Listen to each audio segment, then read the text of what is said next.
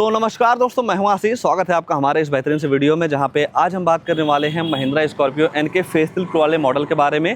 Company के द्वारा इस गाड़ी में कई सारे बदलाव जो हैं वो कर दिए गए हैं और उन्हीं बदलाव की वजह से अब ये गाड़ी लोगों के लिए काफ़ी ज़्यादा बेहतर जो है वो होने वाली है।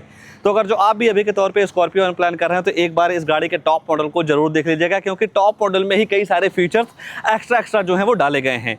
और उससे भी बेहतर चीज़ ये है कि पूरी ऑन रोड कीमत के बारे में मैं आपको बताऊंगा कि कीमत के हिसाब से गाड़ी आपके लिए कितनी बेहतर है और कितना कुछ डाउन पेमेंट देकर इस गाड़ी को अपना जो है वो बना सकते हैं। तो चलिए बात करते हैं स्कॉर्पियो एन के टॉप मॉडल में क्या आपको फीचर जो है वो देखने को मिल जाता है। तो शुरुआत में जो आप गाड़ी के चाबी से करते हैं तो इससे कुछ आपको दो स्मार्ट की जो है वो देखने को मिल जाएगी, जहाँ पे आपको तीन बटन मिल जाता है। लॉक अनलॉक करने के साथ साथ इस बटन को 2 सेकंड के लिए जब आप दबा के रखते हैं तो गाड़ी के जो टेल गेट है वो अनलॉक हो जाता है। बाकी पीछे महिंद्रा का लोगो मिल जाएगा और इसी चाबी में आपको फ्लिप की भी मिल जाती है, पर इस फ्लिप की का किसी भी तरीके से कोई भी काम नहीं है, क्योंकि यहाँ पे आपको पैसिव एंट्री जो है वो देखने को मिल जाती है। बाकी जैसे ही आप गाड़ी के लुक से डिजाइन को लेकर चर्चा करते हैं तो साइज के हिसाब से इस गाड़ी को किसी भी एंगल से देखते हैं तो हर एंगल से गाड़ी आपको काफी ज्यादा जो है वो पसंद आने वाली है। डायमेंशन के मामले में या लुक्स के मामले में कुछ वैसा चेंज नहीं किया गया है, बस फीचर्स इस गाड़ी में ऐड किए गए हैं।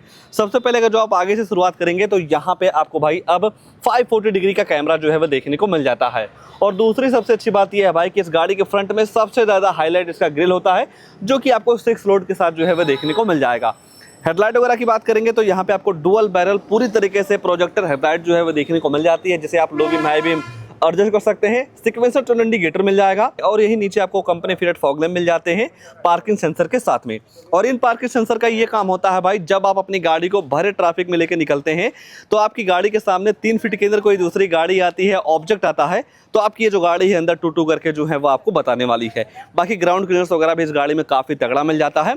और यहाँ पे आपको मिल जाते हैं भाई लेवल 2 का एडास, जहाँ पे आपको कैमरा वगैरह यहाँ पे जो है वो देखने को मिल जाएगा। और 2 वॉशर के साथ साथ 2 रेन सेंसिंग वाइपर भी मिल जाते हैं, यानी कि जैसे ही बारिश स्टार्ट होती है तो ऑटोमेटिक आपका जो वाइपर है वो चलने लगता है, मतलब चलाने की जरूरत नहीं है अगर जो आप ऑटो में रखते हैं तो। बाकी जैसे ही आप गाड़ी के साइड प्रोफाइल की बात करते हैं तो साइड से आपको ऐसा कुछ जो प्रोफाइल है वो देखने को मिल जाएगा। फोटो वीडियोस में एलॉय व्हील उतने अच्छे नहीं लगते हैं, पर गाड़ी के हिसाब से जब आप रियल लाइफ में इस एलॉय व्हील पर नजर डालते हैं ना तो लुक्स के मामले में काफी ज्यादा जबरदस्त लगते हैं। सेक्शन वगैरह की बात करते हैं तो 255, 60 और 18 इंच का डुअल टोन अलॉय व्हील मिल जाएगा। चारों टायरों में आपको डिस्क मिल जाते हैं। ABS EBD 6 एयरबैग के साथ साथ स्पीड इलेक्ट्रॉनिक, लो फ्लूइडिक, सीट बेल्ट टॉनिक, centre locking, child safety lock वगैरह जैसे कई सारे तमाम सेफ्टी फीचर आपको इस गाड़ी के बेस मॉडल से ही जो है वो देखने को मिल जाएगा। बाकी गाड़ी के चारों तरफ आपको ब्लैक कलर की क्लैडिंग जो है वो देखने को मिल जाती है, जिसकी वजह से काफ़ी बोल्ट नज़र आती है। और जैसा कि मैंने आपको बताया गाड़ी में 540 डिग्री का कैमरा मिलता है, तो साइड में भी कैमरा मिल जाएगा। टर्न इंडिकेटर की प्लेसमेंट यहाँ पे जो है वो देखने को मिल जाती है। और यहाँ पे आपको मिल जाएगा भाई डोर हैंडल पे रिक्वेस्ट सेंसर। इस रिक्वेस्ट सेंसर का ये काम है कि जैसे कि मान लीजिए आप गाड़ी के अंदर जाना चाहते हैं और आपका मन ये है कि हमें चाबी से गाड़ी को लॉक नहीं करना है, तो नॉर्मल तरीके से जो चाबी है आप अपने जेब में रख लीजिए। चाबी जेब में रखने के बाद जैसे ही आप बटन दबाएंगे तो आपकी जो गाड़ी है ऑटोमेटिक अनलॉक हो जाएगी, दोबारा दबाएंगे तो लॉक भी जो है वो हो जाती है। और अगर जो आप सनरूफ के दीवाने हैं तो टॉप मॉडल में आपको काफ़ी बड़ी सी पैनोरामिक सनरूफ मिल जाएगी। कंपनी फिटेड आपको रूफ रिल मिल जाते हैं। और यही अगर जो आप धीरे धीरे गाड़ी के रियर में आते हैं भाई तो रियर प्रोफाइल भी गाड़ी की काफ़ी ज़्यादा ज़बरदस्त लगती है। बाकी यहाँ पे आपको एडोनॉक्स वाला भी सिस्टम जो है वो देखने को मिल जाता है। और जब आप ये ऐप अपने फ़ोन में इंस्टॉल करते हैं तो इस ऐप के सहारे आप अपनी गाड़ी के कई सारे फीचर्स को फ़ोन से ही एक्सेस जो है वो कर पाएंगे, जैसे कि गाड़ी के मिरर को अप डाउन करना हो, लाइव लोकेशन, सनरूफ वगैरह खोलना हो, पार्किंग लाइट ऑन करनी हो, कई सारी चीज़ें आपको उस ऐप में जो है वो देखने को मिल जाती हैं। और दूसरी अच्छी बात यह है भाई कि यहाँ से मतलब जो गाड़ी के शीशे हैं ना वो आपको ब्लैक दिखाई दे रहे होंगे, क्योंकि अब आपको इस गाड़ी में company fitted second base model से टिंटेड ग्लास जो है वो देखने को मिल जाएगा। तो अब आपको आफ्टर मार्केट किसी भी तरीके से फिल्म वगैरह चढ़वाने की जरूरत नहीं है, क्योंकि इस एंगल से जब आप देखते हैं तो ऐसा लगता है कि गाड़ी में ऑलरेडी कंपनी फिटेड फिल्म जो है वो चढ़ाए गए हैं, तो ये इफेक्ट आपको मिल जाएगा। बाकी जिस तरीके से सिल्वर कलर की गार्निश यूज़ की गई है, लुक्स के मामले में काफी जबरदस्त लगते हैं कि बॉडी के हिसाब से टेल लाइट यूनिट काफी बड़ा सा जो है वो देखने को मिल जाता है। रियर वाला कैमरा आपको यहाँ पे देखने को मिल जाएगा, महिंद्रा का लोगो, वाइपर, डिफॉगर, हेलमेट और स्टॉप लैंप और स्कॉर्पियो की ब्रांडिंग जो है यहाँ पे देखने को मिल जाती है। रियर में ही है। अगर जो आप बोट वगैरह देखना चाहते हैं तो 7 सीटर के हिसाब से उतना अच्छा खासा बोट स्पेस आपको यहाँ पे नहीं मिलता है, बट ये है कि 5 बंदों के साथ जब आप ट्रिप करते हैं तो इस सीट को आप 2 स्टेप के साथ जो है वो फोल्ड कर पाएंगे। और जब आप इस सीट को फोल्ड कर देते हैं तो बोट स्पेस कहीं ना कहीं जो है वो बढ़ जाता है। मान लीजिए छोटा मोटा सामान ले जाना हो तो एक बार इस पट्टे को खींचते हैं तो ये ऊपर वाला जो स्टेप है वो फोल्ड होता है, तो काफ़ी अच्छी स्पेस निकल जाती है। और स्पेस की रिक्वायरमेंट है तो इस नीचे वाले पट्टे को जैसे खींचते हैं तो ऑटोमेटिक ये जो सीट है वो फोल्ड हो जाती है, और फोल्ड होने के बाद आप देख ही पा रहे होंगे कि कितना बूट स्पेस आपको यहाँ पे मिल जा रहा है। और बाय द वे मतलब 5 सीटर में ही चलाना है तो सीट को आप निकाल के घर पे भी जो है वो रख सकते हैं। इसके बाद भाई अगर जो आप थर्ड रो के स्पेस वगैरह को लेकर चर्चा करते हैं तो अगर जो आप अडल्ट हैं तो 150 किलोमीटर का ट्रिप कर पाएंगे, पर बच्चों के लिए भाई यहाँ पे स्पेस की बिल्कुल भी जो दिक्कत है वो नहीं होने वाली है। दोनों साइड आपको हैंडल वगैरह के साथ साथ लाइट वगैरह की जो सुविधा है वो देखने को मिल जाती है। अब आइए गाड़ी के अंदर ले चलते हैं, अंदर क्या कुछ ऑफर किया गया है इस स्कॉर्पियो के इस फेसलिफ्ट वाले मॉडल में, उसके बारे में जो है वो चर्चा कर लेते हैं। और जैसे ही आप गाड़ी का दरवाजा खोलते हैं भाई तो यहाँ पे आपको डुअल टोन का यूज जो है वो देखने को मिल जाएगा। टोटल आपको 12 स्पीकर का सेटअप जो है वो देखने को मिल जाता है। 3D साउंड सिस्टम के साथ आती है, तो जो साउंड क्वालिटी है वो आपको काफ़ी ज़्यादा जो है वो पसंद आने वाली है। और पूरी तरीके से आपको यहाँ पे सॉफ्ट टच वाली या लेदर जो फिनिश है वो यूज़ किया गया है। सीट वगैरह देखते हैं तो आपको पूरी तरीके से लेदराइज सीट मिल जाती है। 3 लोगों के बैठने की जगह या बैठाने की जगह आपको यहाँ पे पर्याप्त मात्रा में मिल जाता है। गाड़ी के थर्ड रो में जाना हो तो नॉर्मल तरीके से लीवर को उठाएंगे तो ऑटोमेटिक आपकी जो सीट है फोल्ड होकर आगे हो जाती है, और जब ये सीट आगे हो जाती है तो काफ़ी अच्छा स्पेस मिल जाता है गाड़ी के थर्ड रो में जाने के लिए। तो जब आपको जाना हो तो ये सारी चीज़ों का यूज जो है वो आप कर सकते हैं। बाकी अगर जो आप गाड़ी के सेकंड रो के स्पेस वगैरह को लेकर चर्चा करते हैं भाई तो नो डाउट यहाँ पे आपको थाई सपोर्ट वगैरह की बिल्कुल भी जो दिक्कत है वो नहीं होने वाली है। सारी चीज़ें काफ़ी परफेक्ट मिल जाती हैं। हैंडल वगैरह भी जो है वो देखने को मिल जाएगा, लाइट वगैरह की सुविधा मिल जाती है, और यही कैबिन वगैरह को ठंडा करने के लिए 2.0 इवेंट्स मिल जाते हैं। बाकी 65 वाट की फास्ट चार्जिंग सपोर्ट भी जो है वो देखने को मिल जाएगा, तो नॉर्मल तरीके से आप केबल वगैरह लगा के फ़ोन वगैरह जो है वो चार्ज कर सकते हैं। और जैसा कि मैंने आपको बताया, अगर जो आप सनरूफ के दीवाने हैं तो यहाँ पे आपको भाई अब गाड़ी में पूरी तरीके से काफ़ी बड़ी सी पैनोरामिक सनरूफ जो है वो देखने को मिल जाती है, और हर जगह आपको 6 एयरबैग की बेजिंग मिल जाती है। और सनरूफ के बाहर का अगर जो आप नज़ारा देखना चाहते हैं तो ऐसा कुछ आपको यहाँ का जो नज़ारा है वो देखने को मिल जाएगा। वन टच करने के बाद ऑटोमेटिक आपका ये जो पैनोरामिक सनरूफ है वो बंद भी होने लगता है। उसके बाद जब ये सनरूफ खुलती है या जो ये कवर खुलता है भाई, तो जो नज़ारा है ना वो काफ़ी देखने लायक होता है। खासकर बारिश वगैरह में आप काफ़ी अच्छा इंजॉय कर पाएंगे। और भाई मेरी रॉक्स में भी यही सनरूफ है, तो जब बारिशें होती हैं ना और जब बूंदें गिरती हैं और छोटी छोटी बूंदों का जो आवाज़ होता है भाई ना, वो कानों में बड़ा ही सुकून करता है। तो भाई अगर जो आप स्कॉर्पियो में प्लान कर रहे हैं तो टॉप मॉडल का मज़ा आप ज़रूर ले पाएंगे। उसके बाद ऐसी कुछ आपको यहाँ पे प्रोफाइल जो है वो देखने को मिल जाएगी, जो कि काफ़ी ज़्यादा लंबी चौड़ी, और जो सेंटर कंसोल है ना वो काफ़ी ज़्यादा अट्रैक्ट हो रहा है। तो आइए भाई लगे हाथ आगे क्या सारी चीज़ें ऑफर की गई हैं उसके बारे में जो है वो चर्चा कर लेते हैं। और यहीं अगर जो आप गाड़ी के ड्राइवर साइड डोर की बात करते हैं तो बटन दबाते ही आपका जो गाड़ी है वो अनलॉक हो जाएगा, जहाँ पे आपको सेंटर लॉकिंग, चारों पावर विंडो मिल जाते हैं। इलेक्ट्रॉनिक आप इस मिरर को एडजस्ट भी कर सकते हैं, बटन दबाएंगे तो फोल्ड भी आपका ये जो मिरर है वो हो जाएगा।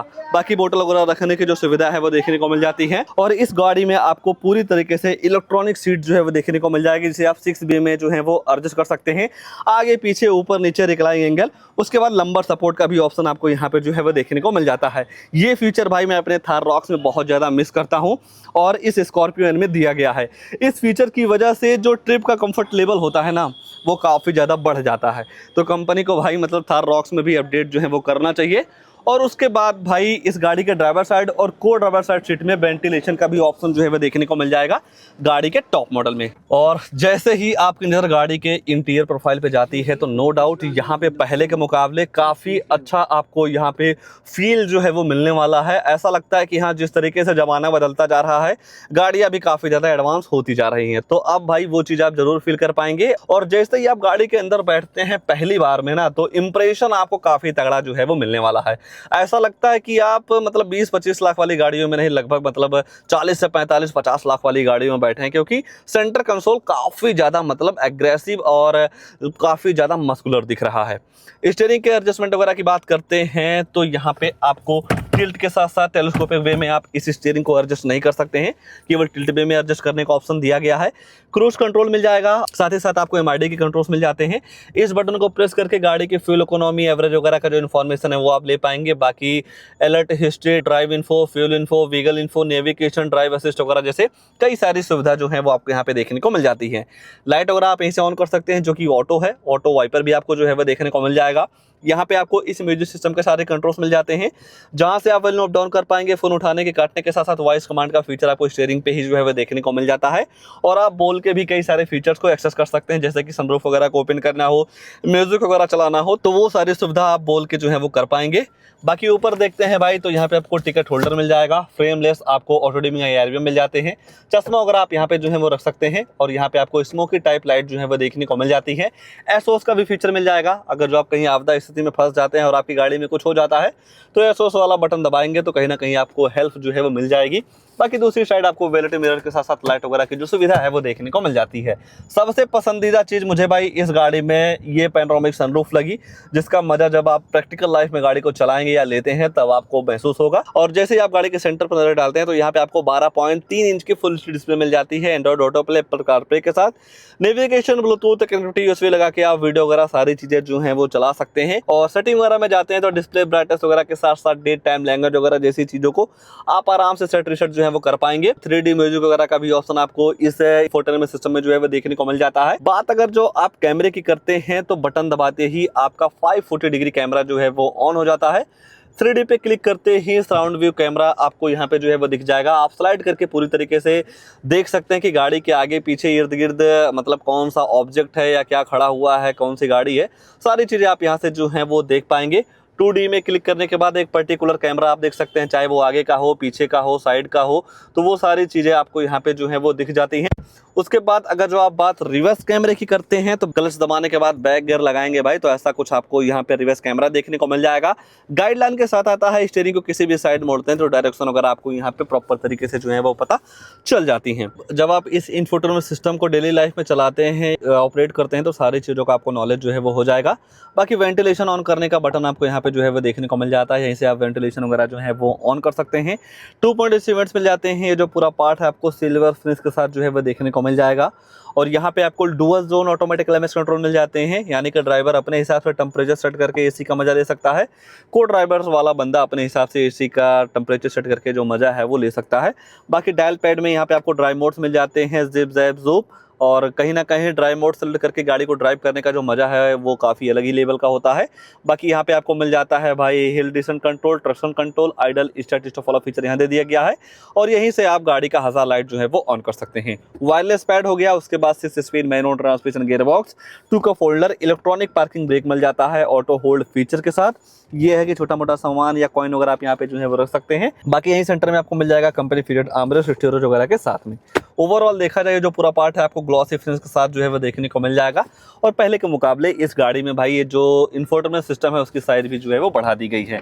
और ग्लोव बॉक्स वगैरह भी गाड़ी के हिसाब से काफ़ी बड़ा सा मिल जाता है जो कि कूल्ड है। और एडास वगैरह भी आप सेलेक्ट करके या अपने हिसाब से भाई जब आप हाईवे वगैरह पे लेके निकलते हैं तो ड्राइव कर सकते हैं, काफ़ी अच्छा काम करता है। मैं भी कई बार अपने थार रॉक्स में जो है वो ट्राई कर चुका हूँ। और देखा जाए एक वैल्यू फॉर मनी के हिसाब से तो फीचर्स कई सारी चीज़ें मिल जा रही हैं जो आज के टाइम पे इस स्कॉर्पियो में होने चाहिए, वो सारे फीचर्स आपको इस गाड़ी में जो है वो देखने को मिल जा रहा है।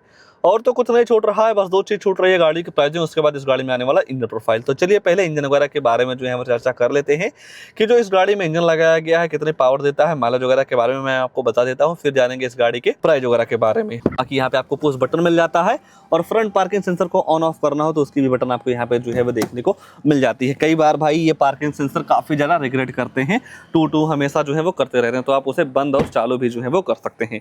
डीजल इंजन के साथ जब आप जाते हैं तो 2200 सीसी का BX फिक्स्ड इंजन जो है वो देखने को मिल जाएगा। ये है भाई कि गाड़ी के हिसाब से यहाँ पे हाइड्रोलिक स्टार्ट मिलते तो और भी बेहतर होता। और यहाँ पे आपको इस इंजन के साथ 172 bhp की पावर के साथ साथ 370 न्यूटन मीटर का टॉर्क जो है वो देखने को मिल जाएगा। तो नो डाउट गाड़ी के बॉडी के हिसाब से यहाँ पे आपको पावर वगैरह की बिल्कुल भी जो दिक्कत है वो नहीं होने वाली है।